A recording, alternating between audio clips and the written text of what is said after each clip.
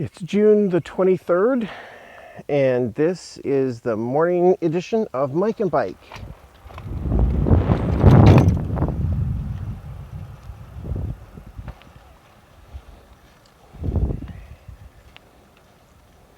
We're just a couple days from the summer equinox, so it's like the longest days of the year now. I think I could just start seeing the sunrise at somewhere around 4:15 a.m. or something this morning. Definitely get long days in the summer. I mean, the Great Pacific Northwest.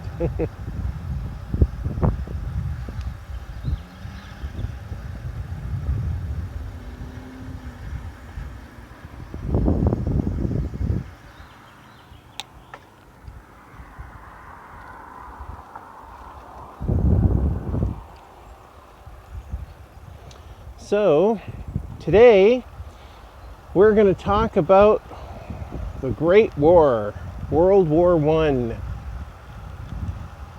It's, I think, perhaps my favorite war. Although, I mean, to say wars are good is wouldn't be accurate, but it's the war that I've been the most fascinated with and I've read the most about.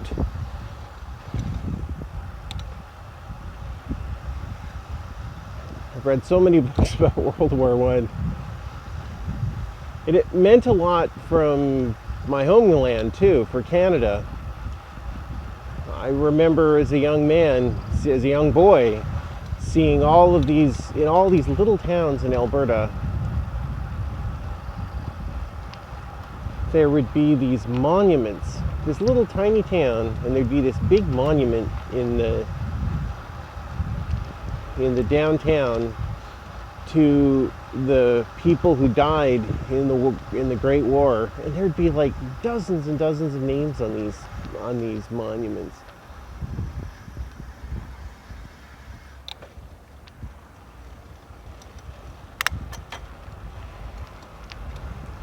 It's just something surreal to think that you're in the prairie of Alberta, Canada, and thousands of miles away, almost 100 years ago,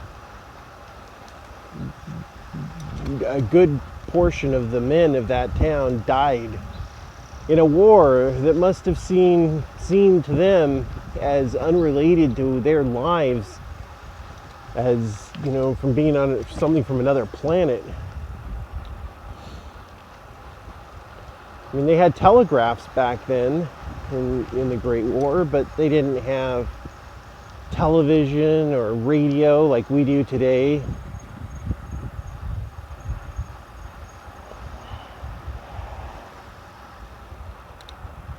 Let alone an internet. So you got these kids from a farm, raised on farms in southern Alberta, or in Alberta, anywhere in Alberta, being packed off to fight in the trenches of Northern Europe.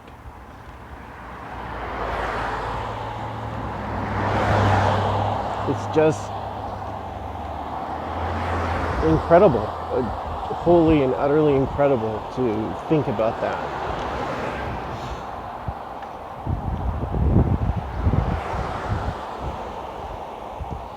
And at the time, it was important for Canada's leaders to demonstrate its importance in the world by being a participant in the war.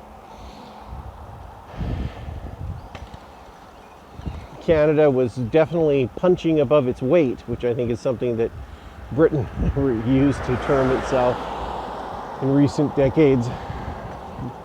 But back in the Great War, Canada would have more troops per capita than many other countries. And they would keep their divisions full of soldiers, even as they would suffer casualties through recruitment and conscription back home.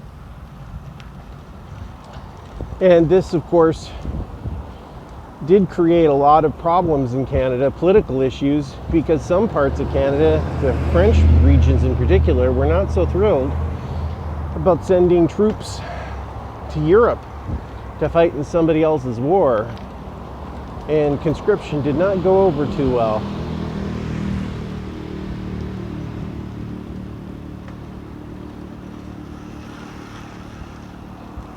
So the war was divisive in many senses in Canada, but it also did create a sense of identity, something that for a long time has worked to help bind much of the nation in sorrow, if nothing else.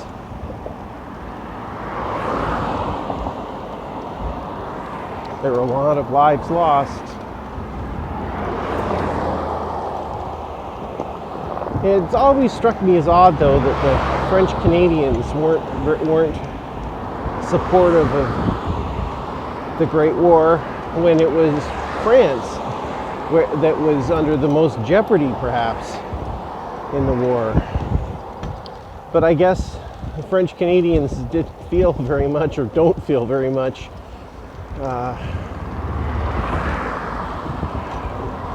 amitié or friendship to the motherland as the British Canadians did.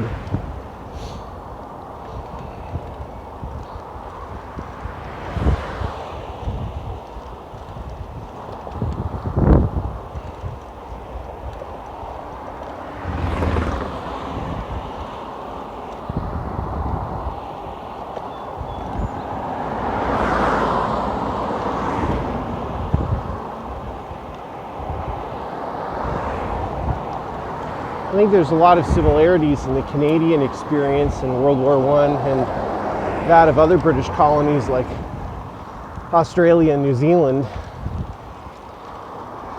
World War I was definitely a major event in the growth of feelings of independence in both Australia and New Zealand with the Anzac Corps. I mean, it's fascinating how much things from the Great War have impacted our lives today. I remember on a trip my wife and I made to New Zealand in, I think, 2002, there was, or 2001 it must have been, there was there were cookies called Anzac cookies. And it all goes back to the Great War, because this was a type of cookie that they had then or something.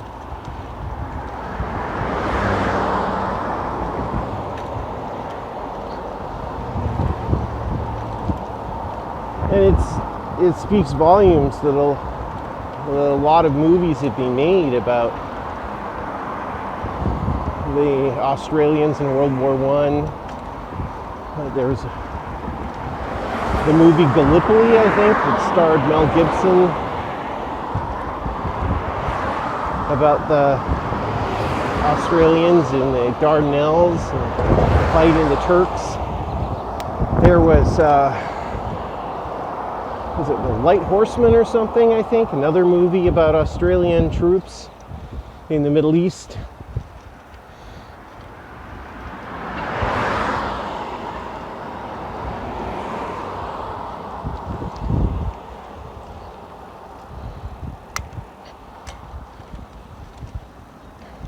If World War I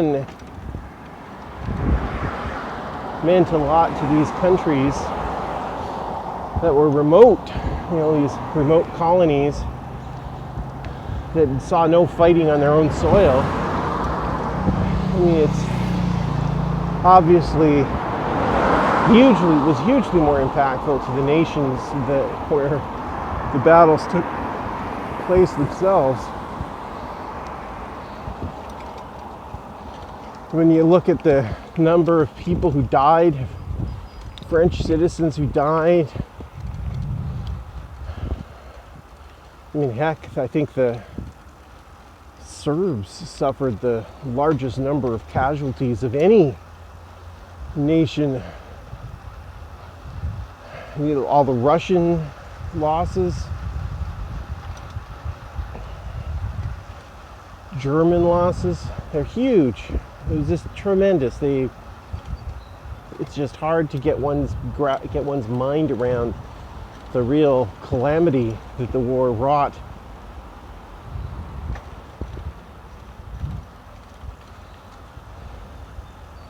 The big question always, though, is like, why did it start? What caused World War I? Who was responsible? I think often is what it really means, is who is responsible for the war.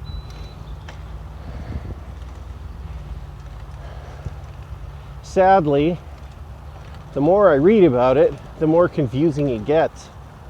I've read so many different theories about who's responsible for the war. But the only thing I can say is that there's no conclusive evidence to blame any one side. There's blame enough to go around to be put in many areas.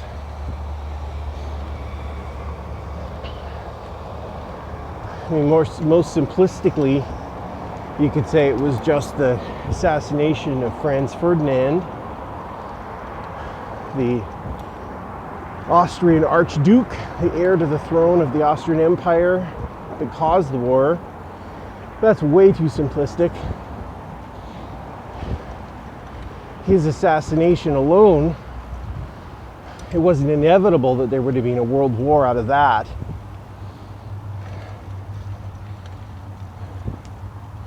You have to look into how Austria dealt with the assassination, how Serbia dealt with it, the demands that Austria made on Serbia, Serbia's response to it, how both Austria and Serbia's responses to each other were influenced by their conversations with their allies, Serbia talking with Russia and France, and Austria talking with Germany, that would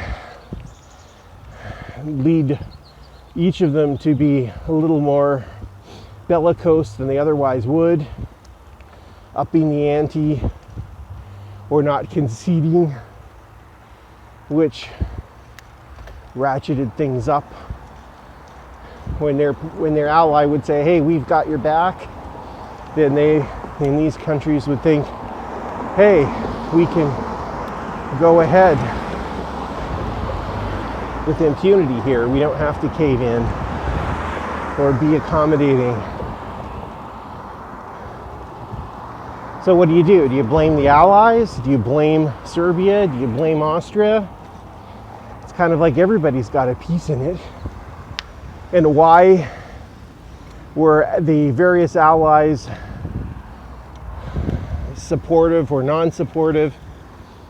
And you can certainly find lots of rationales of German leaders who thought that a war was inevitable, and so we might as well do it now than later. Frenchmen who felt similarly.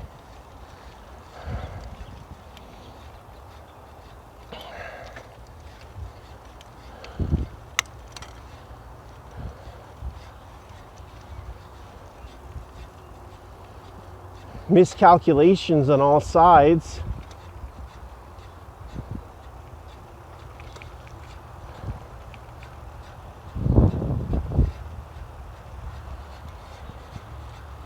I mean, even when the war itself started,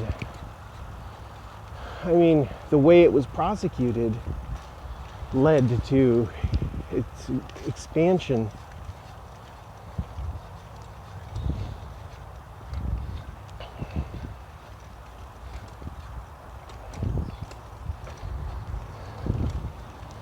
If Germany hadn't violated Belgian neutrality, perhaps Britain wouldn't have come into the war.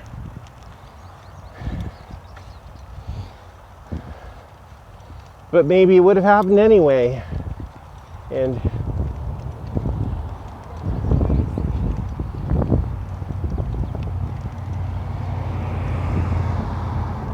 without the option of moving troops through Belgium, as the German von Schlieffen plan counted on, the prospects of victory in the West were much reduced in German perception. So maybe they wouldn't have been as eager to go to war either if they hadn't thought if they couldn't rely on the easy routes that Belgium afforded.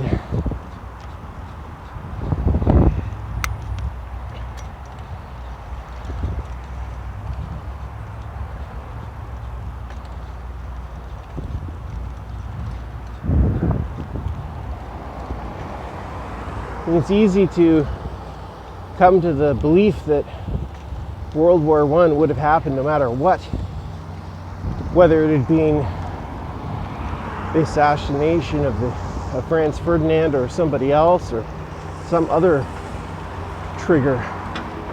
Hello. Perhaps World War I was just inevitable.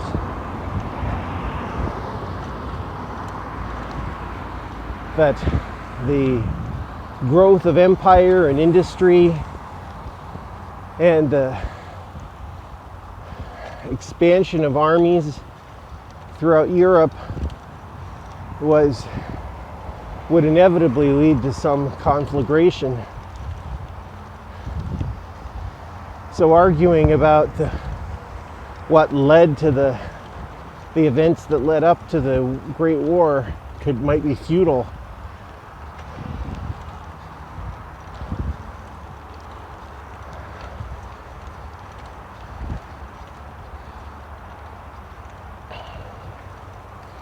I don't know.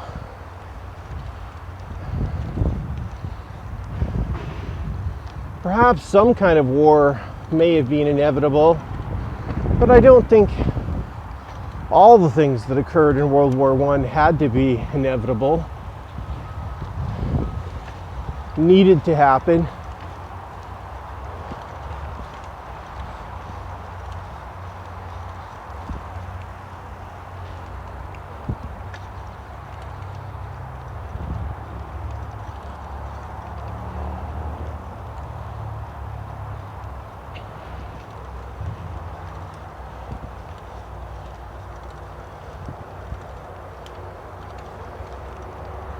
You know, it's also interesting that these days there's a tendency of historians to look upon both World War I and World War II as part of the same conflict, just with a pause in between, and that World War II never would have happened without World War I.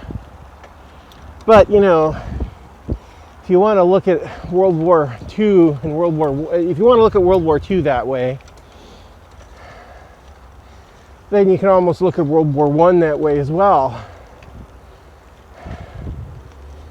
Did the Franco-Prussian War of 1871, in which Germany annexed portions of France, like Alsace-Lorraine, did that tee things up for World War I? You know, France feeling aggrieved, wanting its territory back. Germany feeling that pressure from France, knowing the desire for war.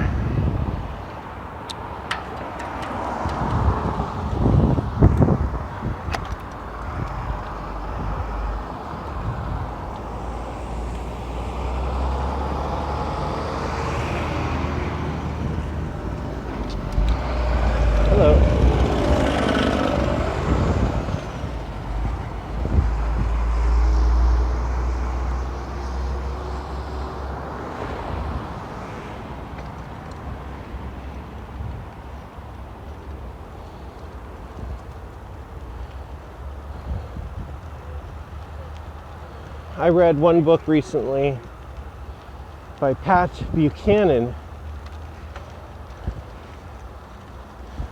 Hello. Hey. Who claimed that the biggest policy blunder of the 20th century was the British involvement in World War I, that they should have stayed out of it. And he put the lion's share of the blame on Winston Churchill's shoulders for that, for helping drag Britain into the war, his enthusiasm for the war.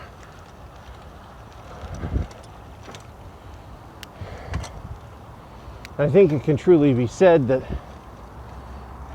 Churchill's strategic ideas in the war were not particularly sound. The invasion of the Dardanelles was a disaster. The attempt to go into Greece was a disaster. Now, were those Churchill's faults? You know, maybe he had good ideas, they were poorly executed. But you can't extricate the idea from the execution. What's the point of having a good idea that your military forces are unable to carry out? An idea is only as good as your ability to do it.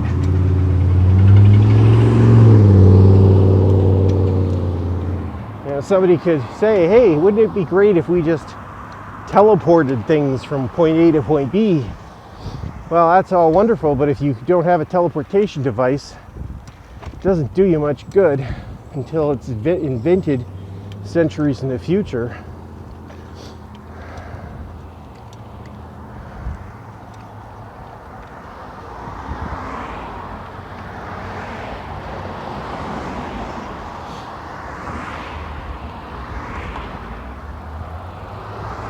Well, that brings to an end the preamble to our discussions on World War I. We'll have to pick this up in another episode of Mike and